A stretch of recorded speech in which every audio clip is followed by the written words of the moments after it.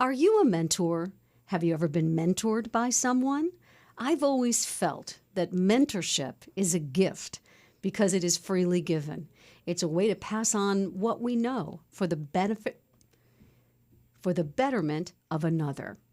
In the spotlight, a woman who has created an entire network for young women with an interest in investment management careers. Her name is Shannon O'Mara, and she's a vice president at Loomis Sales and the founder of the Undergraduate Women's Investment Network. And this is her story. Shannon, welcome to the show. Thank you so much for having me. So we're shining the spotlight on you, but we want to begin with a quick way for our listeners to get to know you. So I'm going to ask you some questions, and I'm guessing that your answers will give our listeners just a little glimpse into your personality. And I don't want you to think too hard about these answers. They're very, very quick questions. Are you ready? I'm ready. Okay, here we go. Dunkin' Donuts or Starbucks? Dunkin' Donuts. Introvert or extrovert? Introvert. Always on time, often late? Always on time. Careful or fearless? Careful and fearless. Traditional TV or Netflix, Hulu? Netflix. Facebook, Twitter, IG, or I hate social media? Facebook. Okay, there you go. There's a quick little snapshot for our listeners. And now let's tell your story in some detail. You're the vice president, and you're also the associate director of credit research at Loomis Sales. So paint me a picture of what your job entails. Sure. Paint us a picture. Thanks. So credit research, what we do in the group is we analyze companies on behalf of our investment team. So basically what I say that I do is I get paid to have an opinion. So I do lots and lots of research on our companies to make the best recommendations, to get good ideas into the portfolios that we manage on behalf of our clients. It sounds like then you have to be a detail person. You've got to do due diligence in every area, right? Oh, yes. Curiosity is the name of the game. Tell us a little bit about the culture at Loomis Sales. You've been there for a while? I've been there for almost 21 years, which is really hard to believe. But it's been quite a while. So I describe the culture at Loomis Sales as one of being collaborative. I work with some of the smartest people in the business that I always learn from. And we work in small teams and we collaborate. And I always like to say we make better investment decisions when we work together. It sounds like then it's a teamwork approach to the way you work. It is, yes. We bring lots of experts together to come up with our best decisions. You cover home construction and building materials industries. So I'm guessing that that's a pretty male-dominated field. And I wonder, has it been difficult? Has there been a learning curve? Tell me a little bit about that. Well, when you think about the world in which I work, it does tend to be male-dominated. And of course, I now work in two industries and cover two industries that tend to be a little bit more male-dominated. Learning the business of home construction and building materials early on was definitely a steep learning curve. But I find as an analyst to have that curiosity, you can then pick up many industries. And I've covered a number of industries over the course of my career. What's been your favorite? Probably home building. Yeah. It's cyclical. Everyone has a story. Everyone thinks they're an expert.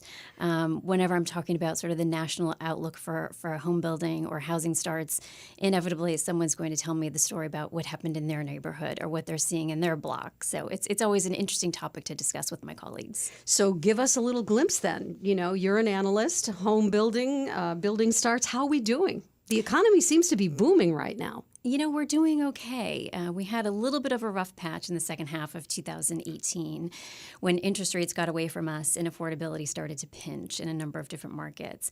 But things have really settled down now. What we're starting to see at the early stages of the spring selling season that it actually is pretty good. And with interest rates coming down over the last 5 or 6 months, it's really helping the outlook. We just got a great employment report as well, right? Indeed, yes, adding jobs, and you need to have a job in order to buy a house. So that's a good thing. You founded the Undergraduate Women's Investment Network in 2015. So my question then is, what inspired you to do this? It sounds like you've got a busy job all by itself, and then you add this giant project. Talk about it. So at Loomis Sales, I sort of wear two hats. I am an analyst in our credit research department, but I'm also associate director. And in that role as associate director, I do a fair amount of hiring, resourcing, developing, training, mentoring in that role. And when it was, I guess it was 2014 and 15, when we were hiring some of the junior folks, the folks that are coming out of university, maybe up to, say, 5 or 6 years of experience, I was noticing a trend that we were hiring a lot of men. And I started thinking about why this was. Why weren't we hiring any women? Because when I looked around my group, one of the things that I really appreciate about Loomis Sales is there's a fair amount of diversity. So when I started 20 some odd years ago, the entire trading desk, nearly every desk was headed by a woman. And when I look around the room at our senior analysts out of our credit research group, about 40% of them are women. And so then I started to delve a little bit deeply. You know, I am an analyst, so I want to know what's going on, what's the underlying current here. So I looked at over 800 applicants that we had done over a number of job searches and realized that only 18% of our candidate pool were women. And I thought, if we don't do something about this now, we're going to have a larger diversity issue down the line. So that's really where the idea started. Well, it's one thing to have an idea, and it's another thing to put together a network for undergraduates. Tell me how you did it. So I had this idea that, I thought, where are these women? And I thought if I could just bring them into the office to show them that there are other women here, that this is a fulfilling career choice, that this is an industry where they belong, where they can contribute, where they can feel welcome. How can I do that?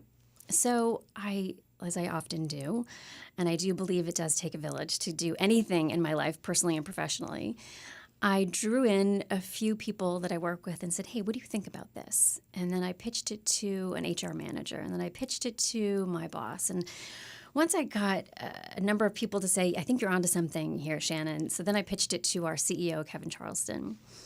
And I said, look, we could do this one of two ways. We could do it together, and that's my preference, or I could do this by myself and hopefully reach some women that way. And oh, by the way, just so you know, this probably won't benefit us on day one. This is really building the pipeline of talent for the future for the industry. And Kevin was all in. He said, yeah, what do you need? Let's do it. Must have been a big day for you. Yeah, it was. And my senior management is very supportive of the diversity and inclusion initiatives that we're doing at the firm. So the Undergraduate Women's Investment Network. So you breathe life into this. It starts to become a real thing. What's the mission? The mission is really threefold. It's to inspire, educate, and recruit undergraduate women into investment management careers. So we do this through, as you noted, a mentorship program, but there's also an internship component as well. So every student that is accepted into the program, we match them with one of my colleagues, a Loomis Sales mentor. And we ask for a school year commitment. And mentorship is so crucial. It's such a crucial link that we want to provide between the undergraduate experience and a potential career. A lot of these women don't necessarily know what they want to do. So we ask for 1 to 2 hours a month. That's it. And the way that I view this for my colleagues and the way that I pitch it to them is I say, look, just 1 hour a month, 2 hours a month, and you can literally do this from your desk. It's almost like providing them with a volunteer opportunity. In addition, we provide an internship opportunity, and it's a little bit more competitive. There aren't as many opportunities for that, but we give these women real life experience on the line. What is it going to be like to be a research analyst, a trader, a portfolio manager, an investment strategist, client service, and really try to give them a view into our world so they can have a better appreciation of, oh, this is how I now connect my education to a potential career. I'm going to guess you've had some pretty startling success stories here. It's truly amazing when I meet these women, and I've learned a lot from them. And people ask me, well, why aren't you getting the numbers? Why was it only 18% in 2015? And I can tell you from what they tell me, and it's a few things. One is they may not know we exist.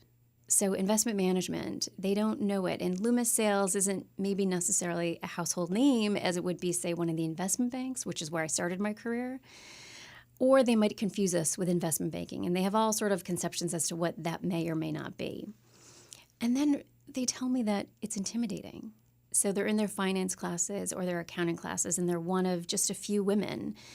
And it's hard to navigate that when there's not many of your peers around.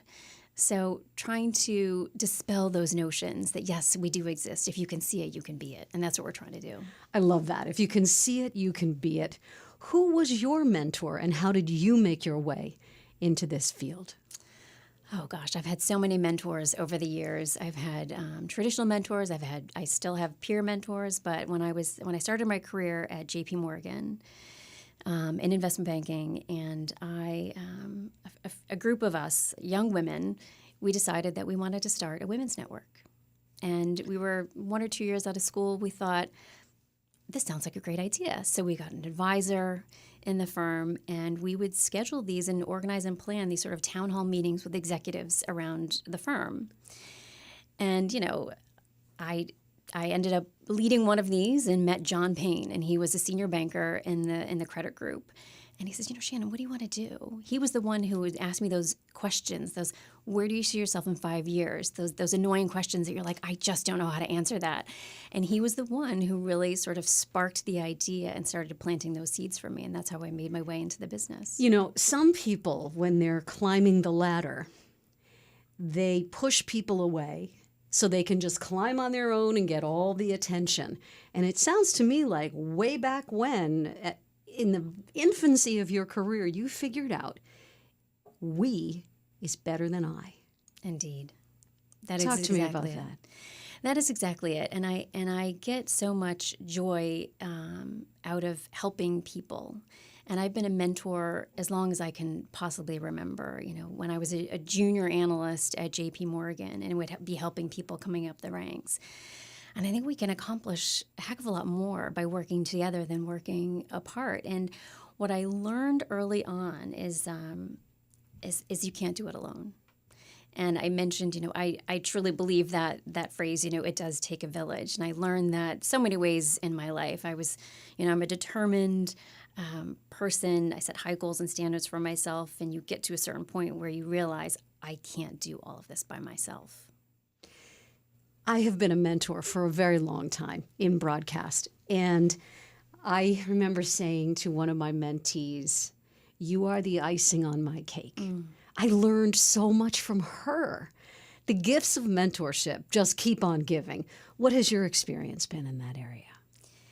These women truly blow me away. I recall the first time that we went out to Bentley University to do our first recruiting. And we had the RSVP numbers, and there were a number of students that had said they were going to show up. And I had this panicked moment going there thinking, What if nobody comes? What if nobody comes? What if I build it and they don't come? Right. Well, that seems so silly now looking back at this, because they came and they listened to my message, and I can relate to them. I was that student who, had student loan debt, had to find a job, didn't necessarily know where I fit, where my skills going to be used. And after that presentation, one by one, these students came up to me in awe, saying, I can't believe that you're doing this for me, for us. I thank you so much. And then we go through the first year and we learn from them all the time. And now we're embarking on our 5th year with another almost 40 students coming through the program. And they teach me every year. I didn't think about, and it seems silly thinking back on it now, that what they are learning in the internship process and the mentorship process actually helps them understand their studies at school. So there's this synergistic component that I didn't even think of. And the appreciation that these women have for just having someone to talk to, someone that they can go to, someone that can give them feedback to help them understand, what should I be majoring in? What internship should I be going after? Okay, I have this interview. Can you help me? What are they going to ask me to help set themselves up for success? I am overwhelmed by the gratitude that comes back. You had mentioned earlier that you are a determined person. And I truly believe that we are very much affected by our upbringing and by our core values. So I'm wondering if you can share just a little bit about where some of this passion comes from. Where'd you grow up and what was the message in your house? Sure. So I grew up in upstate New York. I have 3 older brothers, so I'm the youngest. They say that I was spoiled. I did not feel spoiled growing up. It was very much a middle-class upbringing. I had an amazing mother, amazing. And she went to college for a year, and she unfortunately then had to drop out because her parents couldn't afford to send her. Years later, when she had raised her children, she ended up going back to school in her 40s and ended up getting a 2-year degree at a community college. But her focus for me was always about education, about moving forward, reaching your dreams, setting your goals. She was my biggest fan, my biggest supporter. And I attribute a lot of my drive to her and her support of me and my upbringing. Obviously we're thinking about Mother's Day coming up, right? And I was recently asked for the best piece of advice my mom ever gave me. And it's an interesting story because she was the only mom in my neighborhood who was a career mom who worked full time. And I always had a babysitter, and all the other kids, their moms were home. And I remember asking her for advice, and she said, always stand on your own 2 feet. Be and do what you do best. I love that. What would your mom say if you asked her? She would tell me to go for it. She would tell me to just go for it. Shannon, you are meant to do this. You have the confidence to do this. You're brave. Be brave. That's what she would tell me. Where does your work ethic come from? I think I discovered this as a child. I remember coming home from school, and the first thing I would do was do my homework.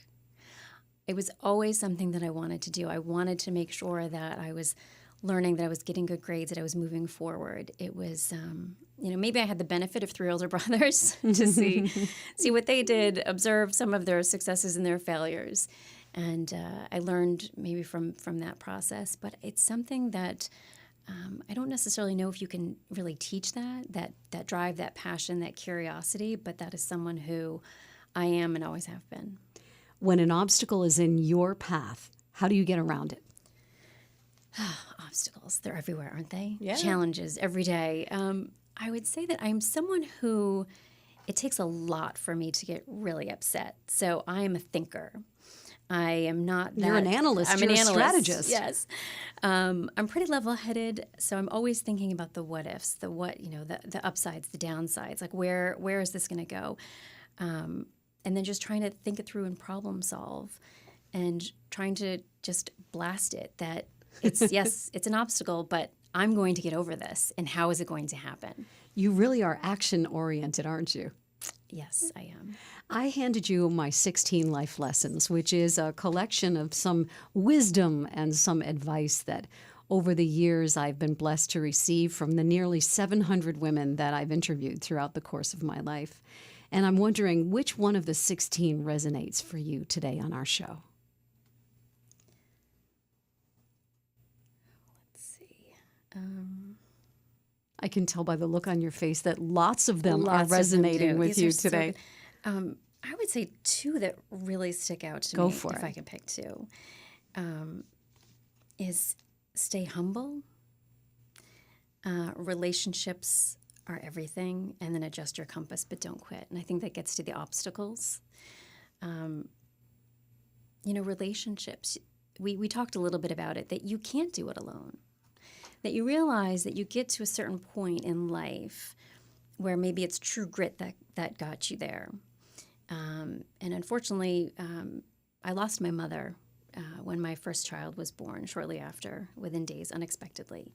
And I remember that time that someone gave me advice. It was a woman who had grown children, and she said, I remember this time in my life when I was raising young children to get help. And I thought, what is she talking about? And it wasn't until later on that I thought, oh, get help, find people, relationships.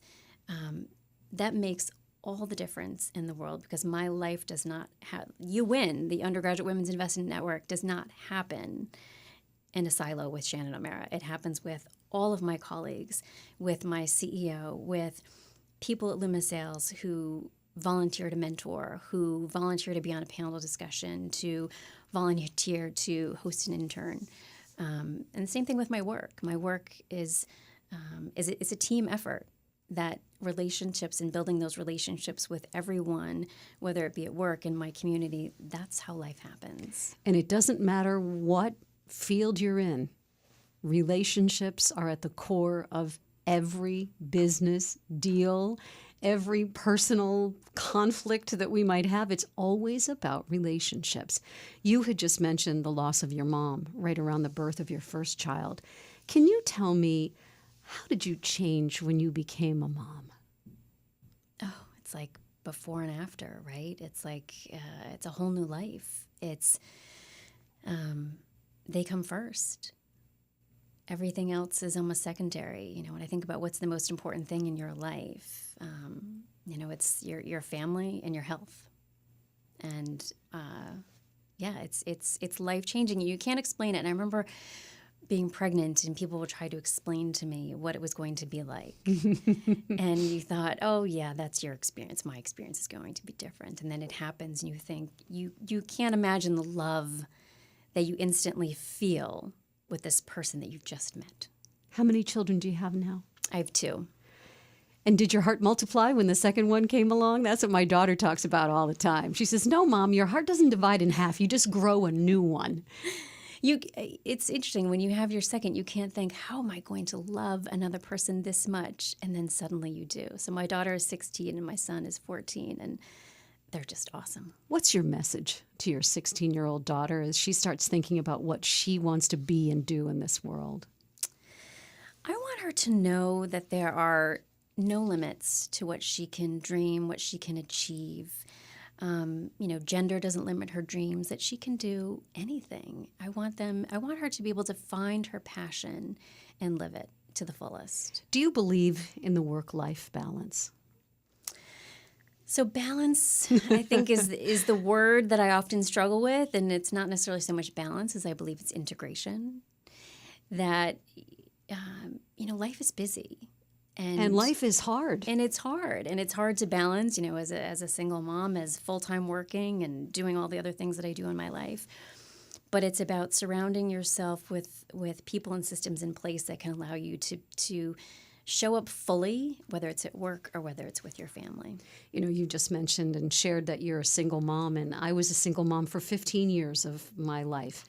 And during those critical years when my children were growing up, and as I look back on that period of my life, Shannon, it's what I'm most proud of because it was the hardest. And somehow, not only did we make it, but we thrived. What has been your experience? And what's been the hardest part? What are you most proud of? Can you talk a little bit about it? Sure. It's hard to parent alone. It's hard, you know, the day-to-day things. They often say the days are long, but the years are short. Yes. And I do wish that I could just freeze time right now as my daughter is just looking over the crest and looking at applying to college. Are you guys still talking to each other, by the way? Oh, yes. Oh, good. Yes. She's a good egg, Okay. that one. My daughter, Claudia, she's amazing.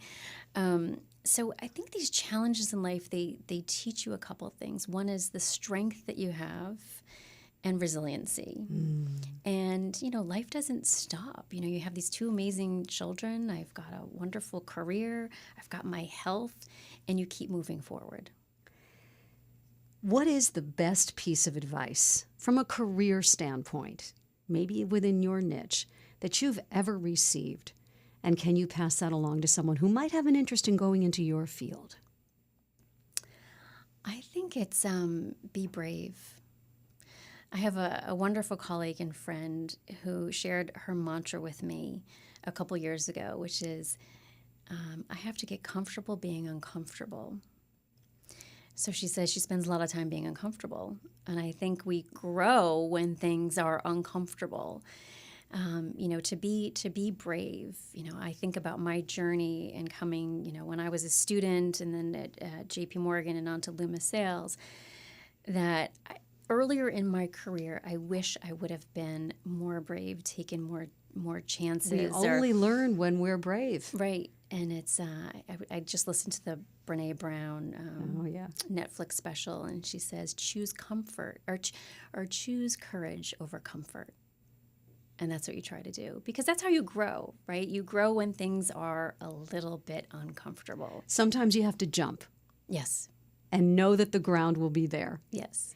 Success means different things to different people at different times in their lives. So right now, Shannon O'Mara, what does success mean to you? Success to me means making a difference, really being a difference maker. And I think about my children. I think about making the best investments for our clients. I think about impacting career choices for these young women that come through the UN program, to make a positive difference, to influence choices. I want to say thank you so much for sharing so much of your personal story and your inspiring career story as well.